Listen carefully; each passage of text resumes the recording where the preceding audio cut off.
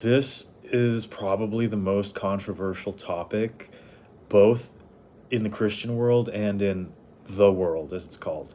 Um, and that is to take the Bible literally, right? Because if you tell people that, right, who aren't Christian, they'll be like, oh, like, what? You're going to actually believe what the Bible says? Like, you might end up like, who knows what you could even end up doing, right?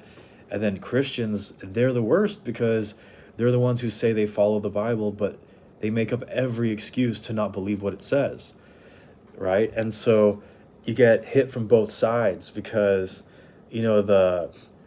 the basically non-Christians think you're like some sort of fundamentalist, a wacko doodle, which is funny because you know what fundamental means is the basics, right? So that's kind of funny.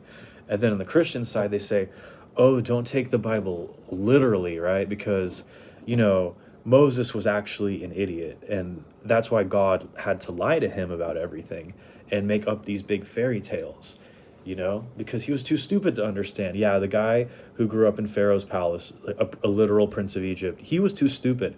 But you, Archibald McKnucklehead, who got 2 years at community college, right? And you know better than this guy whose adopted dad built like all these great monuments of the ancient world that can't be repeated now, right? And so the thing is I do say to take the Bible literally, because the thing is if you read the Bible like you read any other book, you will literally be able to understand the Bible. And then, because some people can't understand what the Bible means because they refuse to treat it as they do literally every other piece of literature and writing that they see, any video that they watch, like entertainment or otherwise. People have a natural discernment that they apply to everything. But when it comes to the Bible, they just throw that out the window, right? And so my big thing in this ministry, right, is to believe God, right? Jesus said the law is not passed away, right?